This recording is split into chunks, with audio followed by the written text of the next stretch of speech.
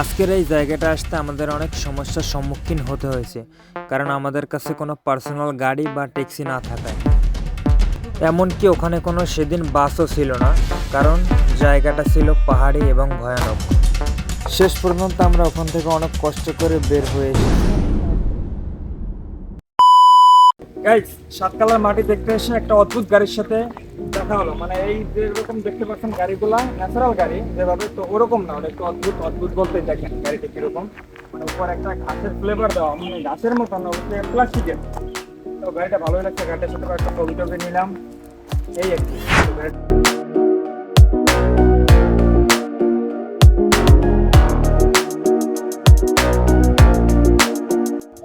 So guys, finally আমরা এমন একটা প্লেসে আসছি। তো এই প্লেসটা দেখানোর কোনো কথাই ছিল না, কিন্তু এখন এসে দেখলাম যে প্লেসটা আসলে অনেক সুন্দর, অনেক ফরেনাররা এখানে আসে।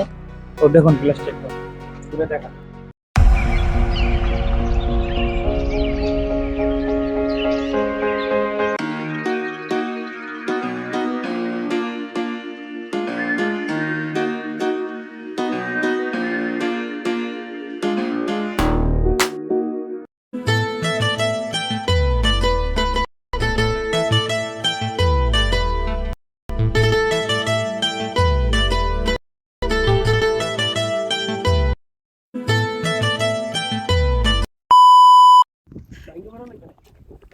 গাইস, এইটা হচ্ছে আমার সবথেকে আমার লাইফের বিশেষ অভিজ্ঞতা একটা ভিডিও।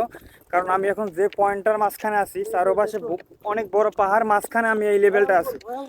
দেখেন শুধু এখান থেকে ঢাল, মানে নিচেই নামতে হবে। আর আমরা যে ওই উপর থেকে নামছি, আমরা চারপাশটা একটু দেখেন, যেটা আমরা 3000 ফিট নিচে নামলাম উপর থেকে। আর এই অভিজ্ঞতার সম্পূর্ণ কথাটা আমার এই বড় ভাই বলবো। ভাই, আমরা কত নিচে নামছি এটা একটু বিস্তারিত বলেন। আমরা ম্যাক্সিমাম 3000 ফিট নিচে জার্নি করে নামতেছি।